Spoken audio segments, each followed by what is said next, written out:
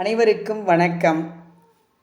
மண் வாசனை நுகர்ந்து தம் தோள்களில் ஏற்கலப்பை சுமந்து வயல்களில் இறங்கி விவசாயம் செய்யும் விவசாயிகளுக்கு தோழனான தோள் கொடுக்கும் மாடுகளுக்கு இன்று மாட்டுப்பொங்கல். நேற்று பார்த்திங்கன்னா பொங்கல் பற்றி சொன்னேன். இன்றைக்கி அதை கொஞ்சம் விளக்கமாக சொல்கிறேன். பொங்கல் பண்டிகை பார்த்திங்கன்னா 4 நாட்கள் கொண்டாடப்படுது. முதல் நாள் போகி பண்டிகை. அன்றைக்கி வீட்டில் உள்ள வேண்டாத குப்பைகளை எரிக்கிறோம். அதோட நம்ம மனசில் உள்ள தீய எண்ணங்கள், நான் என்ற அகந்தை, எதிர்மறை எண்ணங்கள் எல்லாவற்றையும் நம்ம வெளியேற்றிடணும். அகமும் புறமும் தூய்மையாக இருக்கணும். நம்ம யாருக்கும் அரசனும் அல்ல, ஆண்டியும் அல்ல. அந்த எண்ணத்தோடு வாழ்ந்தால் நம்ம வாழ்க்கை சிறப்பாக அமையும். அப்புறம் மறுநாள் சூரிய பொங்கல். சூரியன் சந்திரன் ரெண்டும் இல்லைன்னா உலகமே இல்லை. அதை சூரியனை வழிபடும் முகமாக சூரிய பொங்கல் வைக்கிறோம். அப்புறம் இன்றைக்கி மாட்டுப்பொங்கல், நாளைக்கு காணும் பொங்கல். உறவினர்கள் எல்லாம் கூடி கடற்கரையில் கண்டு மகிழ்ந்து அவங்க வீட்டிலேருந்து கொண்டு வர்ற பொங்கல்களை பரிமாறி சிறப்பாக கொண்டாடுவாங்க. அந்த மாதிரி பொங்கல் விழா 4 நாட்கள் கொண்டாடப்படுகிறது. அப்புறம் பார்த்திங்கன்னா நேற்று சொன்னேன் பொங்கல் பற்றி. நம்ம எப்படி பண்ணுறோம் அப்படின்னா, நம்ம நகரத்தார் பொங்கல் உருளின்னு சொல்கிற முறி அப்படிங்கிற ஒரு உலோகத்தில் தான் நம்ம பொங்கல் வைப்போம். அதில் தான் வைக்கணும். அதுதான் சிறப்பு. எப்போவுமே பூஜைக்குரிய பொருள்கள் பித்தளை, அப்புறம் காப்பர்னு சொல்லக்கூடிய தாமிரம், இதில் இருக்கிறது சிறப்பு. விளக்கு சட்டி வெள்ளியில் வைப்பாங்க. வெள்ளி இல்லை அப்படின்னா பித்தளையில் தான் வைக்கணும். எவர் சில்வரில் பொங்கலும் வைக்கக்கூடாது, விளக்கு சட்டியும் வைக்கக்கூடாது. இல்லைன்னா மண்ணில் வைக்கிறது ரொம்ப சிறப்பு. மண் பொண்ணுக்கு சமம் அப்படின்னு சொல்லுவாங்க. அதே மாதிரி விளக்கு சட்டிக்குள்ளே வைக்கிற அகல் விளக்கும் அது பொங்கல் விளக்கு அப்படின்னு சொல்லுவாங்க. ஒத்தமுக விளக்கு, அதுவும் வெள்ளியில் இருக்கும். இல்லைன்னா பித்தளையில் வைக்கலாம். அப்படி இல்லைன்னா நம்ம கார்த்திகை தீபம் ஏற்றுறோம்ல, மண் அகல், அதில் வைக்கலாம். அது சிறப்பு. இப்போ மண் பாத்திரம் வைக்கிறது இன்னொரு பெரிய ஒரு அரிய நிகழ்ச்சி என்ன அப்படின்னா, இந்த சாலையோரம் விற்கிறாங்கல்ல மண் பாண்டங்கள், அவங்களுக்கு ஒரு வாய்ப்பு நம்ம கொடுக்குற மாதிரி இருக்கும். அவங்க தொழிலை ஊக்குவிக்கிற மாதிரி இருக்கும். அந்த புதுசாக மண் பாத்திரம் வாங்கி வச்சுட்டு நம்ம அதை அந்த வருஷத்தில் சாதமெல்லாம் ஊற்றி தண்ணி ஊற்றி வைக்கலாம். அப்புறம் அந்த வருஷம் முடிஞ்சோன்னா திருப்பி அடுத்த வருஷம் வாங்கிக்கலாம் இன்னொன்று. ஸோ அவங்களுக்கும் ஒரு வாய்ப்பு கொடுக்குற மாதிரி அமையும். அதனால் மண் ரொம்ப சிறப்பு. ஏன்னா ஏழைகளும் அதை பயன்படுத்தலாம் அப்படிங்கிற ஒரு கொள்கையில் தான் அது வந்திருக்கு அப்படின்னு நான் நினைக்கிறேன். அதுதான்.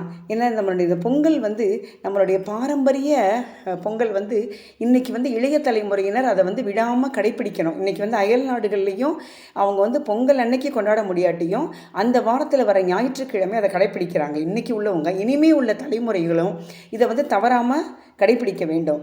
பாரம்பரிய விளையாட்டுகள் அதெல்லாம் தொலைஞ்சு போச்சு. நிஜமாகவே இப்போ மணலில் பார்க்குறதே அது அரிதாக இருக்குது. ஆற்று மணல்லாம் இல்லை. தண்ணி அன்னைக்கு ஆறில் பார்த்தோம், ஏரியில் பார்த்தோம், குளத்தில் பார்த்தோம், கம்மாயில் பார்த்தோம், எங்கெங்கேயோ பார்த்தோம். ஆனால் இன்றைக்கி தண்ணிங்கிறது கேனில் பார்க்குறோம். அதே மாதிரி அரிசிங்கிறத டிபார்ட்மெண்டல் ஸ்டோரில் பார்க்குறோம். அந்த வயல் வரப்பு அதெல்லாம் இன்றைக்கி எல்லாமே ஒரு படத்தில் தான் நம்ம பார்க்குற மாதிரி இருக்குது. இதை நம்ம இளைய தலைமுறையினருக்கு சொல்லணும்.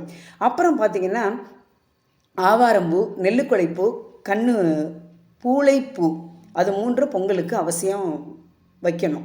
ஆவாரம்பூ பற்றி நான் பிள்ளையார் ரொம்ப இதில் வலைதளத்தில் சொல்லியிருக்கேன். நெல்லுக்குலை ஏன் வைக்கிறோன்னா, நம்ம விளைஞ்ச தானியங்கள் பொங்கல் கொண்டாடுறதே அந்த அறுவடை செஞ்ச நெல் தானே, அதை அறிவுறுத்துறதுக்காக.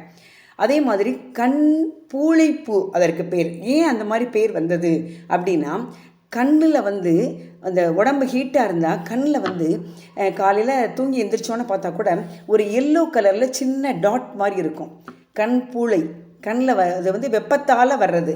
அந்த அளவு தான் அந்த பூ இருக்கும். கீழே விழுந்தால் கூட ஒரு டாட் வெள்ளையாக தெரியும். கண்ணில் வர்ற வெப்பத்தால் வர்ற பூளை மாதிரி இருக்கிறதுனால தான் அதற்கு பூளைப்பூ. அது நாளடைவில் மருவி கண்ணுக்கொலைப்பூ அப்படின்னு வந்துருச்சு. அறியாமை தவறல்ல, அறிய முயலாமை தான் தவறு. அதை நம்ம தெரியாததை தெரிஞ்சுக்கலாம். அதே மாதிரி நடுவீட்டு கோலம், தும்பு பிடிக்கிறது, இதெல்லாம் ரொம்ப சிறப்பு. நடுவீட்டு கோலத்தை பற்றி நான் ஏற்கனவே சொல்லியிருக்கேன்.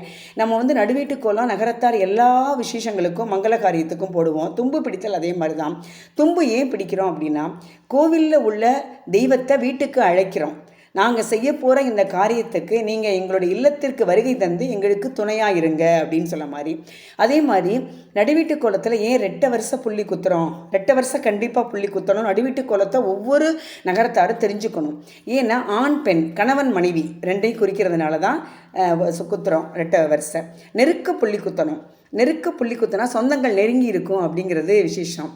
அப்புறம் பார்த்திங்கன்னா இப்போ வந்து மாட்டுப்பொங்கல் அன்னைக்கு சாயந்தரம் பெண் குழந்தைங்க சின்ன வயசில் ஒரு 8-9 வயசு வரைக்கும் உள்ள பெண் பிள்ளைகளுக்கு பட்டுப்பாவாடை நகையெல்லாம் போட்டு அலங்கரித்து அந்த விளக்குச்சட்டியை கொண்டு போய் அந்த அவங்கவுங்க சொந்த ஊரில் உள்ள பொட்டல் இருக்கும் அந்த இடத்துல வச்சு, இப்போ காரைக்குடியில் பார்த்திங்கன்னா மகர்நோம்பு பொட்டல் இருக்குது, அதில் வச்சு கொப்பி கொட்டுவாங்க. எல்லாம் சேர்ந்து கும்மி அடிப்பாங்க. கும்மி அடிச்சுட்டு அந்த சாதத்தை வண்ணாத்தி கொடுத்துருவாங்க. ஏன் வண்ணாத்தி கொடுக்குறோன்னா அவங்க வந்து நமக்கு வந்து வெளுக்கிறாங்க இல்லையா, நம்மளுடைய அழுக்கையெல்லாம் அவங்க தூய்மைப்படுத்தி தர்றாங்க.